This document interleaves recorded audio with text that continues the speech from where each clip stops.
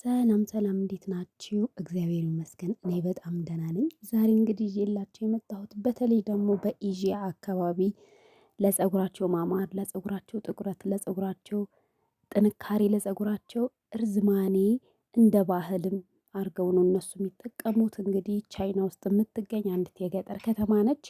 ሰዎች በጣም ከዓለም እየሄዱ ይጎበኛቸዋል። ፀጉራቸው እጅግ በጣም ጥቁር ረዥም ነው። የ20 ዓመትና የ80 ዓመቶቹን ብታወዳድሯቸው አንድ ነው። ፀጉራቸው ረዥም ነው፣ ጥቁር ነው፣ ሀር ነው የሚመስለው፣ ያምራል። ሚስጥሩ የሚሉት ትክክልም ናቸው፣ መሰክርላቸዋለሁ። ልጄ ላይ ያየሁት ነገር ነው። በጣም እሷ ላይ ጠንክሬ ሰርቻለሁ። ስለዚህ እንደምታዩት ነው የማማዬ ፀጉር ቆንጆ ነው። እሱም ምንድን ነው የሩዝ ውሃ በተለያየ መንገድ ይሰራል። የሩዝ ውሃና የሽንኩርት ውሃ ምንም ነገር ሊወዳደረው አይችልም። እጅግ በጣም ሀሪፍ ነው። ሳታቋርጡ ከተጠቀማቸው አትታጠቡት። እንግዲህ የሩዝ ውሃን በተለያየ መንገድ ሰርቼላችኋለሁ። በዚህ ደግሞ ይለያል። እጅግ በጣም ሀሪፍ ነው። ፀጉር በፍጥነት ያሳድጋል። ፀጉር እንግዲህ ቆንጆ ረጅም ጥቁር ጠንካራ ነው የሚያደርግላችሁ። ማንኛውም ሩዝ ይሆናል። ማንኛውም ሩዝ ይሆናል ያላችሁ በስመት ይበሉት ምን በሉት ብቻ ኦርጋኒክ ይሁን የተፈጥሮ ይሁን እንጂ ይሆናል። ስለዚህ ቅርንፉድ ጋር ነው የምሰራው እኔ። ፈርመንትድ የሆነ ሩዝ ነው የምንሰራው። እነሱ የያው ሴቶች እንደሚጠቀሙት ነው እኛ የምንሰራው። እኔ በእነሱ መንገድ ስለሆነ የምጠቀመው የሰራልኝም እንደዛ ስለሆነ ስለዚህ 2 ማንኪያ ሩዝ አደረኩኝ። ከዛ ብዙም ያልሞላ 1 ማንኪያ ቅርንፉድ ፓወርፉል ስለሆነ ብዙ አታብዙ አታብዙ። ቅርንፉድ በጣም እንትን ነው ፓወር አለው። ስለዚህ ቆሻሻውን ለማስለቀቅ ያክል በጣም ሳናሸው አቧራውን እናስለቅቀዋለን ማለት ነው።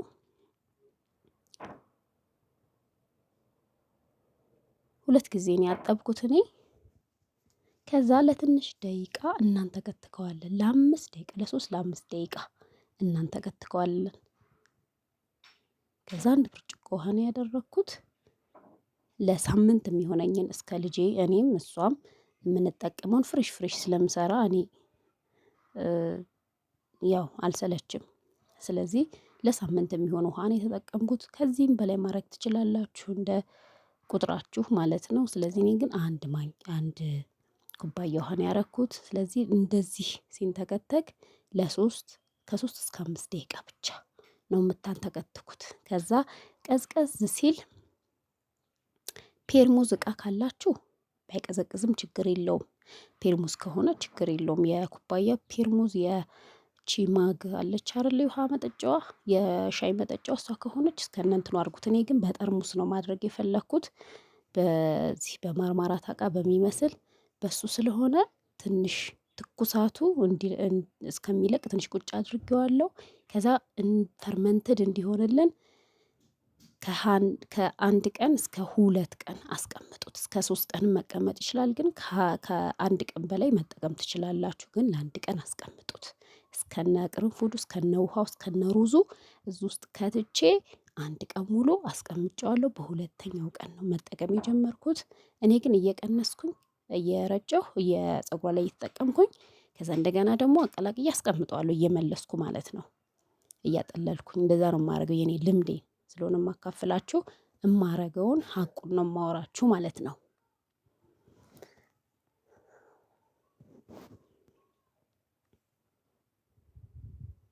እጅግ በጣም ፀጉር ያሳድጋል። ቅርንፉድ ፀጉራችን ላይ ጥሩ ባክቴሪያ ያለ መጥፎ ባክቴሪያ ያለ። ስለዚህ ለፀጉራችን መጥፎ የሆኑትን የፀጉራችን እድገት የሚያግቱትን እነዚህ እንደ ፎረፎር ስለዚህ እነሱን ያስለቅቅልናል። እጅግ በጣም ሀሪፍ ነው። ቅርንፉድ ፀጉር ያበዛል። ቅርንፉድ ፀጉር ያሳድጋል። ቅርንፉድ የደም ዝውውርን ያፋጥናል። የደም ዝውውር ፈጠነ ማለት ደግሞ ፀጉራችን አደገ ማለት አይደል?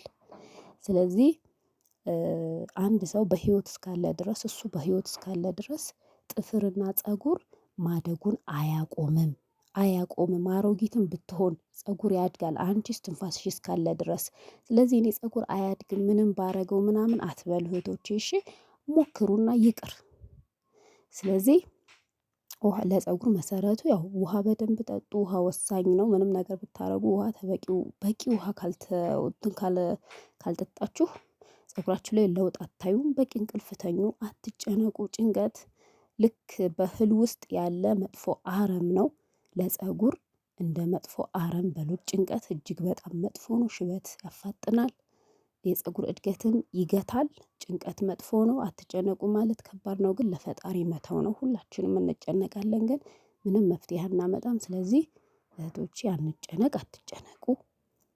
ጭንቀት መጥፎ ነው። ያው ታውቃላችሁ መቼም ለእናንተ ያው አዲስ አይደለም ማለት ነው። ለዚህ ከአንድ ቀን በኋላ እንደዚህ አድርጌ እንትን አልኩት። ከዛ ለእናንተ ደስ እንዲላችሁ ነው እንጂ የሞላሁት እንደነገርኳችሁ ሀቁን ስነግራችሁ ቅንስ አድርጌ ቀባትና ከዛ መልሼ አድርገውና ስቀባት ከሩዙ እየለየሁ ነው እንትን እምላት መጠቀምላት። እኔ ከሳምንት በላይ አልጠቀመውም፣ ግን እስከ 15 ቀን መጠቀም ትችላላችሁ። ከለሩም ያምራል። ይኸው አልደፋውም። ገባችሁ? እንደዛ አድርጌ አስቀምጥና እመልሰዋለሁ ከቀባኋት በኋላ። ስለዚህ እንደዚህ አላጥባትም። ሰማችሁኛ? ቆዳዋ እንዴት እንደሚያምር የልጄ ጥቁር ነው ፀጉሯ፣ ያምራል። ወዙ፣ ውፍረቱ፣ ብዛቱ፣ ርዝመቱ በቃ ለምን በትክክለኛው መንገድ ነው። እኔ ቃል ገብቻለሁ ሴት ልጅ ከወለድኩኝ የልጄን ፀጉር ደውላለሁ እና ሳልወልድ በፊት ነው ልጅ ፀጉር ሳይ እንደዚህ በጣም ነው የምጓጓው። እና ያው ቃሌን አክብሬያለሁ፣ እናንተም አክብሩ። እንደዚህ እንደኔ እንኳን ባትሉ ድሮ ያው አድርጉ፣ ተንከባከቡ ማለት ነው። ወዳችኋለሁ፣ አከብራችኋለሁ። ቻው። አንድ ነገር የምነግራችሁ ግን አትታጠቡት። እንደዚሁ አሁን አበጥሬ ቅባት ቀባኋት፣ በቃ ሰራኋት ማለት ነው። አለቀ። ከዛ እንደገና ደግሞ ሁለተኛ ቀኑ በየቀኑ ማድረግ ትችላላችሁ፣ ግን በየ2 ቀኑ አድርጉት። ያው ስለሚከብድ በየቀኑ ውሃ። ከዛ ይሄ ኮኮኖት ነው፣ አቅልጬ ቆዳዋን እቀባዋለሁ። ከዛ ደግሞ ይሄ ደግሞ ካሮት ኦይል ክሬም ነው። በጣም ለፀጉሯ ይስማማታል። እዚህ ጋር ብዙ ስላልታየ ነው እዚህ በፎቶ ያስቀመጥኩላችሁ። እቀባታለሁ። ውሃ ስለሆነ ፀጉራችሁ እንዳይደርቅ አደረቀብኝ እንዳትሉ፣ ሩዝ ስለሚያደርቅ። ስለዚህ ቅባት በደንብ ቆዳዋንም ዛላውንም ቀቡት በደንብ አድርጋችሁ። አለቀ። ይሁን እንደዚህ ተዋታለሁ። ትምህርት ቤት ትሄዳለች። አለቀ። ሽታ የለ ምን የለ። ስለዚህ እንደዚሁ በጣም ለብዙ ጊዜ ተጠቀሙ። ለ3 ወር ቢያንስ፣ በ3 ወር ለውጡን ታያላችሁ። እጅግ በጣም ቆንጆ የሆነ ለውጥ ማለት ነው። ስለዚህ ታመሰግኑኛላችሁ እርግጠኛ ነኝ። በሉ ቻው።